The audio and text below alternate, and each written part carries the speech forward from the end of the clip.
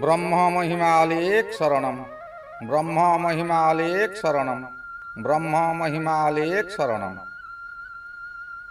गुरु कृपा YouTube channel तरफ अगणित दर्शक मानकु हार्दिक अभिनंदन जनाई आरंभ करने को जाउछि 2026 मसीहा एप्रिल मासरे मासिक राशिफल। एही राशिफल आरंभ करने पूर्वरु आपण मानकु मोर विशेष अनुरोध, जो माने प्रथम करी आमर एही गुरु कृपा यूट्यूब चैनल को आसुछंती सेमाने गोटिए सब्सक्राइब करंतु और पाखरे आसुथिबा बेल आइकन को दबाई दियंतु, जहा द्वारा कि आमर जेउ समय रे वीडियो अपलोड हेबो सर्वप्रथमे आपण मानक पाखरे पहुंची पारिबो। आपण मानकु आउ एक अनुरोध, जेउ मानकर विवाह रे विलंब हेउछि, बारंबार विवाह भांगी जाउछि किंबा चाकरी करबा को चाही इंटरव्यू देई इंटरव्यू रे फेल हेउछंती, चाकरी होई पारु नाही, परिवार मध्यरे स्वामी स्त्री मध्यरे झगड़ा सबु बेले रहुछि, सेमाने सेमानंकर जन्म तारीख, जन्म समय, जन्म स्थान एही निम्न रे दिया जाउथिबा मेल आईडी रे प्रेरण करंतु। आम्भे ताहा गणना करी आपनकु सठिक उपदेश बताई देबु। आसंतु एबे जानिबा 2026 मसीहा एप्रिल मासरे धनु राशिर मासिक राशिफल। एही धनु राशि राशि चक्रर नवम राशि। ए राशिर अधिपति हेले देवगुरु बृहस्पति। धनु राशिर गुरु देवगुरु बृहस्पति अधिपति होइथिबारु धनु राशि प्रायतः सर्वदा धर्म मार्ग रे परिचालित हेबाकू चेष्टा करिथांती, किंतु क्षणकपि हेतु अधिकांश समय धर्मरु निवृत्त रहिथांती। तथापि चलित मासरे धनु राशि सकाशे बृहस्पति मुख्य सप्तम केंद्र रे थिबारु जेते जेते विपद आसु तहिरु धनु राशि मुक्ति पाई जिबे। बृहस्पति एही समय रे आपणकर सप्तम रे भ्रमण करुछंती। जेउ समय रे सप्तम रे बृहस्पति भ्रमण करुथांती से समय रे व्यक्ति को बहु शुभ फल दियंती। अन्य ग्रहर बाधा को मध्य से खंडन करंती। रवि ग्रह यही समय चतुर्थ रे रवि गोचर रे भ्रमण करुथिबा समय रे माता और स्त्री उभय शारीरिक पीड़ा रे पीड़ित होंती। सेमानंकर शरीर सर्वदा असुस्थ रहे। आपणक मनरे समय समय क्रोध आसिबो। चतुर्थ घर होची विद्या घर। आपण जेउ विद्या पठन करुछंती से विद्या रे मन निवेश करि पारिबे नाही। आर्थिक अवस्था यही समय रे आपणकर दोहली जीव। आपण भविष्यत रे जेउ कार्य को सहज रे करि पारुथले सेही कार्य को एही समय रे सहज रे करिबा भारी मुश्किल हेबो। मासर 14 तारिख ठारू रवि महाग्रह पंचम को जिबे। पंचम स्थान हेउची ज्ञान स्थान। यही स्थान को उत्यक्त ग्रह रवि ग्रह गोचर रे भ्रमण समय रे आपण सामान्य सामान्य कथारे अति उत्तेजित हो जिबे। कथा कथारे मारगोल गंडगोल पर्यंत जीव। कोर्ट कचेरी पर्यंत केस जाई पारे। आपण सतर्क रुहंतु। जेते दुख आसु जेते जिए रगेवा पई चेष्टा करंतु आपण किंतु शांत रुहंतु। सबुठारु अमूल्य संपद हेउची मनुष्यर हस। सर्वदा हस हस मुख रखंतु। अंतर भितरे दुख थाउ बाहर को से दुख प्रकाश करंतु नाही। पंचम रे रवि गोचर रे भ्रमण समय रे जमी जमार केस मध्य लागि पारे। कोनोसी ठारे आपणकर जमी खरीदी करिसंती से जमीर पाख लोक आपणक सहित किछि वाद विवाद सृष्टि करिवो। आपण तांको सहित कलह करंतु नाही। कोनोसी मध्यस्थी माध्यम रे तांको सहित कथाबार्ता करंतु। आपण निजे कथा हेले गंडगोल होई पारे। आपण मारी पारंती किंबा से आपण को मारी इंजोर्ड करि पारंती। तेणु आपण सर्वदा मध्यस्थी माध्यम रे कथाबार्ता करंतु। पंचम रे रवि गोचर रे भ्रमण करुथिबा समय रे जानवाहन प्रति सतर्क रुहंतु। ଆପଣଙ୍କର ମଥା ବିଚଳିତ ଥିବ, ଆପଣ କରୁଥିବେ ଗୋଟାଏ କାମ, ଭାବୁଥିବେ ଆଉ ଗୋଟାଏ କାମ, ତେଣୁ କଣ କରୁଛନ୍ତି ଆପଣ ଜାଣିପାରିବେ ନାହିଁ। ରାସ୍ତାରେ ଯିବା ସମୟରେ ମଧ୍ୟ ଆପଣ ଅନ୍ୟ ବିଷୟ ଭାବି ଭାବି ଚାଲିଥିବେ। କେତେବେଳେ ଯେ କଣ ହେବ ତାହା କହିହେବ ନାହିଁ। ସର୍ବଦା ମନକୁ ଶାନ୍ତ ରଖନ୍ତୁ।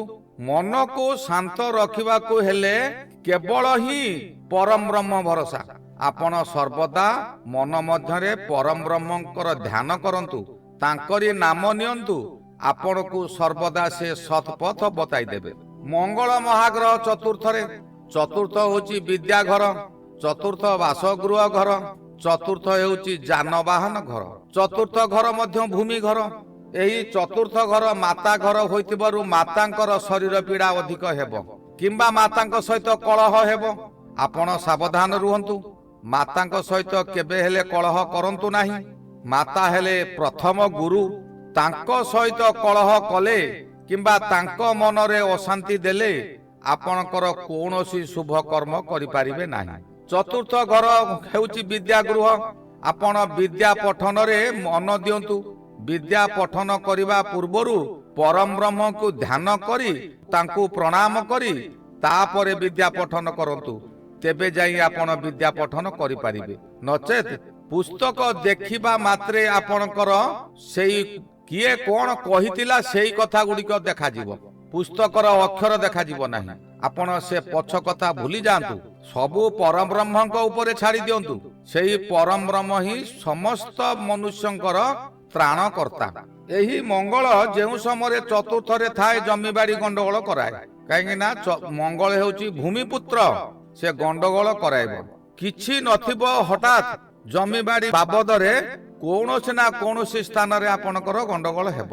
ଏହି ଚତୁର୍ଥ ଗୃହ ମଧ୍ୟ ବାସଗୃହ। ଆପଣଙ୍କର ବାସଗୃହ ଏହି ସମୟରେ ଛାଡ଼ି ଦେଇ ପାରନ୍ତି କିମ୍ବା ବାସଗୃହ ଖଣ୍ଡିକ ଭାଙ୍ଗି ଯାଇପାରେ। ଏଣୁ ଆପଣ ସର୍ବଦା ସେଇ ପରମ ବ୍ରହ୍ମକୁ ଧ୍ୟାନ କରନ୍ତୁ। ଯାହା କରିବେ ସାଇଁ ତାହା କାହାରି ମନରେ ନାହିଁ। ଆପଣ ନୀରବ ରୁହନ୍ତୁ, ଆପଣଙ୍କର କର୍ମ କରନ୍ତୁ, ଆପଣଙ୍କର କୌଣସି ବିପଦ ଆସିବ ନାହିଁ। ବୁଧ ମହାଗ୍ରହ ମଧ୍ୟ ଚତୁର୍ଥରେ। ବୁଧ ଚତୁର୍ଥରେ ଭ୍ରମଣ କରୁଥିବା ସମୟରେ ଅଶୁଭ ଫଳ ଦିଏ। ବୁଧ ହେଉଛି ଜ୍ଞାନଦାତା। ଅଶୁଭ ସମୟରେ ସେ ଯେଉଁ ଜ୍ଞାନ ଗୁଡ଼ିକ ଦେବେ ସେ ଜ୍ଞାନ ଗୁଡ଼ିକ ଅଜ୍ଞାନରେ ପରିଣତ ହେବ। ଅଜ୍ଞାନ ଜ୍ଞାନ ଗୁଡ଼ିକ ଦେବେ ସେ। ଆପଣ ଯାହାକୁ ଯାହା କଥା କୁହନ୍ତୁ, ସେ କଥା ଗୁଡ଼ିକ ଏପରି ଆପଣ କହିଥିବେ ଯେ ତାଙ୍କୁ ଗୁଳି ମାରିଲା ଭଳିଆ ଲାଗିବ। ତେଣୁ ପରିବାରରେ ହେଉ, ବନ୍ଧୁ ମଧ୍ୟରେ ହେଉ, କୋର୍ଟ କଚେରୀରେ ହେଉ, କର୍ମକ୍ଷେତ୍ରରେ ହେଉ କିମ୍ବା ବ୍ୟବସାୟ କେନ୍ଦ୍ରରେ ହେଉ, ପ୍ରତ୍ୟେକ ସ୍ଥାନରେ ଆପଣଙ୍କର କଥାକୁ ନେଇ ଦ୍ୱନ୍ଦ୍ୱ ସୃଷ୍ଟି ହେବ। ଆପଣଙ୍କର ବ୍ୟବସାୟ ଧୀରେ ଧୀରେ ବନ୍ଦ ହୋଇଯିବ। ବ୍ୟବସାୟରେ ଥିବା କର୍ମଚାରୀମାନେ ଆପଣଙ୍କୁ ଛାଡ଼ି ଅନ୍ୟ ବ୍ୟବସାୟ କେନ୍ଦ୍ରକୁ ଚାଲିଯିବେ। ଆପଣ ଏକୁଟିଆ ବ୍ୟବସାୟ ଚଳାଇ ପାରିବେ ନାହିଁ। ଧୀରେ ଧୀରେ ବ୍ୟବସାୟ ବନ୍ଦ ହୋଇଯିବ। ଯେଉଁମାନେ ଚାକିରି କରିଛନ୍ତି, ଚାକିରି କ୍ଷେତ୍ରରେ ଆପଣଙ୍କର ସହକର୍ମୀ ମାନେ ଆପଣଙ୍କ ସହିତ ବିରୋଧ ଭାବ ସୃଷ୍ଟି କରିବେ। ଏହାର କାରଣ ହେଲା ଆପଣଙ୍କର କଥାବାର୍ତ୍ତାର ଶୈଳୀ ଠିକ ନଥିବ। ଆପଣ ତାଙ୍କୁ ଏପରି କଥା କହୁଥିବେ ଯେ ସେମାନେ ଆପଣଙ୍କ କଥାକୁ ଶୁଣି କ୍ରୋଧିତ ହୋଇଯିବେ। ସେହି କ୍ରୋଧିତ ହେବା କାରଣରୁ ଆପଣଙ୍କ ଠାରୁ ସେ ଦୂରେଇ ରହିବେ। ଏହି ଦୂରେଇ ରହିବା କାରଣରୁ ଆପଣ ଏକୁଟିଆ ହୋଇଯିବେ। ଏକୁଟିଆ ହୋଇଗଲେ ମାନସିକ ଚିନ୍ତା ଅଧିକ ବୃଦ୍ଧି ହେବ। ତେଣୁ ଆପଣ କାହାରି ସହିତ କୌଣସି ପ୍ରକାରରେ ଉତ୍ତେଜିତ ହୋଇ ବାକ୍ୟାଳାପ କରନ୍ତୁ ନାହିଁ। ଧୀର ସ୍ଥିରରେ କଥା କୁହନ୍ତୁ। ମନକୁ ସବୁବେଳେ ଶାନ୍ତ ରଖନ୍ତୁ। ସର୍ବଦା ମୁଣ୍ଡକୁ ତଳକୁ କରନ୍ତୁ, ଉପରକୁ କରନ୍ତୁ ନାହିଁ। ଗୋଟିଏ କଥା, ମହାବାତ୍ୟାରେ ବଡ଼ ବଡ଼ ଗଛମାନ ଭାଙ୍ଗିଯାଏ, କାରଣ ସେମାନେ ମଥା ଉପରକୁ ଟେକି ରହିଛନ୍ତି। ପବନର ମାଡ଼ ସେ ସହିପାରନ୍ତି ନାହିଁ, ଭାଙ୍ଗିଯାଆନ୍ତି କିମ୍ବା ମୂଳରୁ ଉପୁଡ଼ିଯାଏ। କିନ୍ତୁ ଛୋଟିଆ ଦୁବ ଗଛଟିଏ, ତାର କିଛି ହୁଏ ନାହିଁ। ସେ ପବନ ଆସିଲେ ମଥାନତ ହୋଇଯାଏ, ଶୋଇଯାଏ, ପବନ ଛାଡ଼ିଗଲେ ପୁଣି ସଳଗିଯାଏ। ଏଣୁ ସର୍ବଦା ମଥାନତ ରହିବା ହିଁ ମନୁଷ୍ୟର ଉଚିତ। କୌଣସି କଥାକୁ ଚିନ୍ତା ନ କରି, ଭଲ ମନ୍ଦ ବିଚାର ନ କରି ସଙ୍ଗେ ସଙ୍ଗେ ତାର ପ୍ରତିଫଳନ ଦିଅନ୍ତୁ ନାହିଁ, ଯାହାଦ୍ୱାରା କି ଆପଣଙ୍କୁ ବିପଦ ଆସିଯିବ। ଯଦି ଆପଣ ସତ୍ ମାର୍ଗରେ ଥିବେ ତେବେ ରାହୁ ମହାଗ୍ରହ ଏହି ସମୟରେ ଆପଣଙ୍କୁ ସାହାଯ୍ୟ କରିବ। ରାହୁ ହେଉଛି ସର୍ବଶକ୍ତିମାନ ଗ୍ରହ। ସେ କାହାରିକୁ ମାନେ ନାହିଁ, ସବୁଠାରୁ ଶକ୍ତିମାନ। ଆପଣଙ୍କ ସହିତ ଯେଉଁମାନେ ଶତ୍ରୁତା କରୁଛନ୍ତି, ରାହୁ ଆପଣଙ୍କ ମଧ୍ୟରେ ଶକ୍ତି ପ୍ରୟୋଗ କରିବ। ଆପଣ ଯଦି ଶାନ୍ତ ମନରେ ଥିବେ, ତେବେ ସେ ଶକ୍ତି ଆପଣଙ୍କର କାମରେ ଆସିବ। ଆପଣ ସେଇ ନୀରବ ରହି ଶତ୍ରୁକୁ କିପରି ଦମନ କରିବେ, ସେ କଥା ଆପଣ ମନେ ମନେ ବିଚାର କରିପାରିବେ। ହଠାତ୍ ଉତ୍ତେଜିତ ହୋଇଗଲେ କାହାରି କୌଣସି ନଷ୍ଟ କରିପାରିବେ ନାହିଁ କିମ୍ବା କୌଣସି ଶତ୍ରୁକୁ ଆପଣ ଦମନ କରିପାରିବେ ନାହିଁ। ଶାନ୍ତରେ ରହି ଶତ୍ରୁ ଦମନ କରିପାରନ୍ତି। କେତୁ ମହାଗ୍ରହ ନବମରେ ଧର୍ମ ସ୍ଥାନରେ ଓ କେତୁ ମଧ୍ୟ ଏକ ଧାର୍ମିକ ଗ୍ରହ। ଆଧ୍ୟାତ୍ମିକ ଗ୍ରହ ହେଉଛି କେତୁ, କାରଣ କେତୁ ହେଉଛି ବୃହସ୍ପତିଙ୍କର ମିତ୍ର ଗ୍ରହ। ବୃହସ୍ପତି ଆପଣଙ୍କର ସପ୍ତମରେ ଅଛନ୍ତି, ଆଉ ସେଇ ବୃହସ୍ପତିଙ୍କର ଦୃଷ୍ଟି ଆପଣଙ୍କର ଆୟ ଗୃହକୁ ରହୁଛି। ଆୟ ଗୃହକୁ ବୃହସ୍ପତିଙ୍କର ଦୃଷ୍ଟି ଥିବାରୁ ଆପଣଙ୍କର ଯେକୌଣସି ବାଟରେ ହେଉ କିଛି ନା କିଛି ଆୟ ହେବ। କିନ୍ତୁ ଏହି କେତୁ ଗ୍ରହ ଆଶାକୁ ଅଧିକ ବଢ଼ାଇ ଦେବ। ଅଧିକ ଆଶା ହୋଇ ଯଦି ଆପଣଙ୍କର ସେଇ ଆଶା ପୂରଣ ନ ହେଲା, ମନରେ କ୍ରୋଧ ଆସିବା ସ୍ୱାଭାବିକ। ଏଣୁ ଆପଣ ମନରେ କୌଣସି ଆଶା ରଖନ୍ତୁ ନାହିଁ, କର୍ମ କରି ଚାଲନ୍ତୁ। କର୍ମର ଫଳ ଆପଣ ନିଶ୍ଚିନ୍ତ ପାଇବେ। ଏହି ଗଲା 2026 ମସିହା ଏପ୍ରିଲ ମାସରେ ଧନୁ ରାଶିର ମାସିକ ରାଶିଫଳ। ଶ୍ରୀ ଗୁରୁ ବ୍ରହ୍ମ ମହିମା ଅଲେଖ ଶରଣ। ଶ୍ରୀ ଗୁରୁ ବ୍ରହ୍ମ ମହିମା ଅଲେଖ ଶରଣ। ଶ୍ରୀ ଗୁରୁ ବ୍ରହ୍ମ ମହିମା ଅଲେଖ ଶରଣ ଶରଣ ଶରଣ।